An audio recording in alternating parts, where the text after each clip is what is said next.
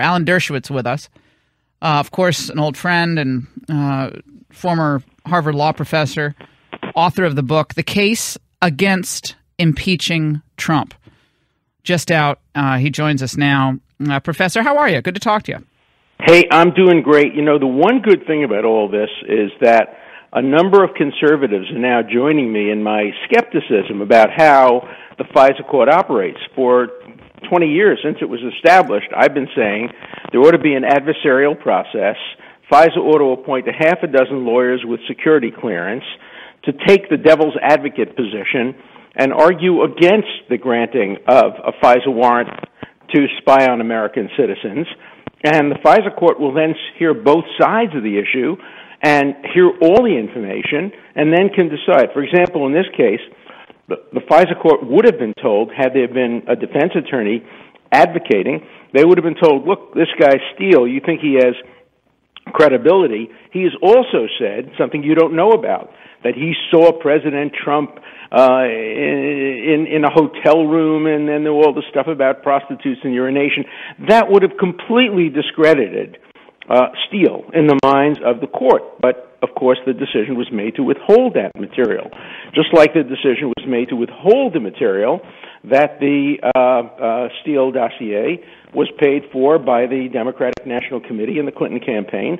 That's information that should have been given to the FISA. Yeah, but Alan, you hear these the people on television and these legal experts. They're all experts. They say, well, look at the footnote.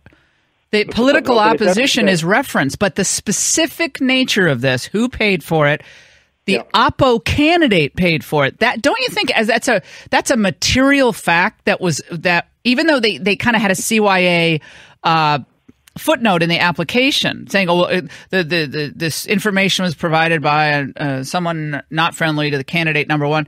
That's not adequate. And all these people like Eric Holder on television saying, oh, well, no, it was completely discounts everything that Devin Nunes says. No, it doesn't. No, it doesn't, not at all. And you have to ask the question, and I hope Congress will ask the question of the people who drafted it, why did they decide to withhold that piece of information? Did they think it was too relevant? Did they think it was not relevant enough? What's the excuse for not providing the details? And what's the excuse for not providing material that would discredit Steele as a legitimate source? So, look, I think both sides overstate this issue somewhat. This is not the worst FISA application that's probably ever been submitted. It's certainly not a model application. It lacks a considerable amount. The argument on the other side is there was plenty of stuff in there that would justify the granting of the warrant, but we don't know what a FISA judge would do if he knew that this came from somebody who was trying to defeat the candidate. It talks about candidate A, but it doesn't talk about candidate B. They could easily have just talked about candidate B and the Democratic National Committee, and I think then the FISA court would have said, wait a minute, before we do this, let's see if this is political in nature. Let's inquire a little bit more. Let's ask some hard questions instead of just granting the FISA application for a search warrant, which really does violate very considerably the rights of an American citizen to go about his business in privacy. And, of course, nothing has resulted from this. Again, we see something that the liberals have been arguing for years, at least civil libertarians. Don't confuse a probable cause application for guilt. Don't confuse an indictment for guilt. For example, take the 12 Russians who have been indicted. Everybody assumes they're guilty, and maybe they are. I have no brief for them. But we can't just take indictments, which will never be proven in court because the Russians are not coming to Disneyland to be served, and they're not going to be extradited by Putin. So we'll never see a trial. And yet everybody assumes, oh my God, Mueller has done his job. He has indicted, as the former chief judge of the New York Court of Appeal says. You can get a grand jury to indict a ham sandwich. So let's not take indictments as proof of the allegations contained therein. We're talking to Alan Dershowitz here on the Laura Ingraham Show. This might be a dumb question, but I'm going to ask.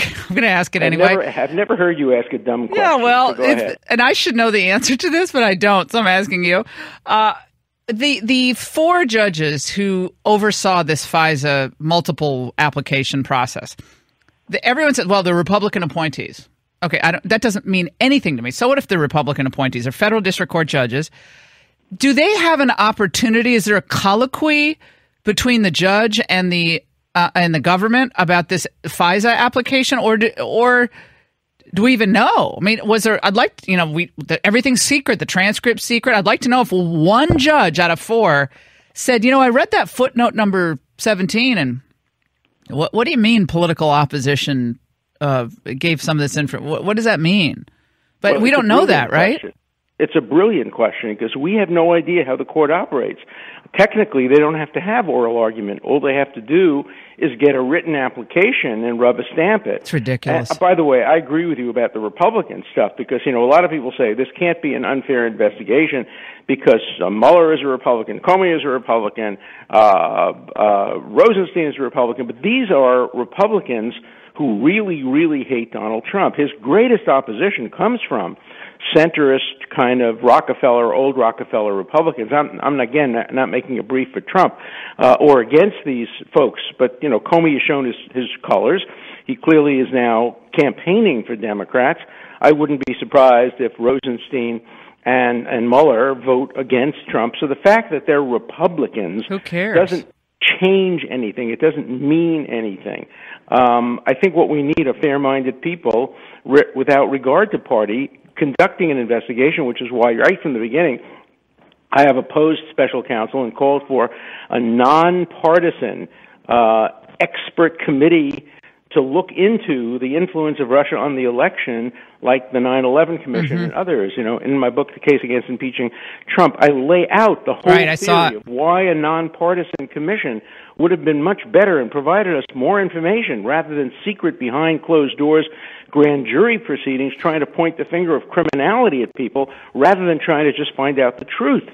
And by the way, I should say this. The reason your book is really must-reading is this is not just a polemic. You actually offer alternatives. If you're concerned about government corruption, and we all are, Republican, Democrat, I don't care what party you are, going to trade on our freedom and liberty to make a buck or to push a pet project. We're all against that. We all should be against that. But you actually offer alternatives for how to root that out and how to protect the people and abide by the Constitution. It's not just a polemic. This is actually alternative strategies to getting to the real answers. So I applaud you for doing that. I appreciate that. And this has become a New York Times bestseller. I know, I saw. As soon as it was released. And the reason for that is New York Times bestsellers are only put on the list if they have wide kind of demographic distribution.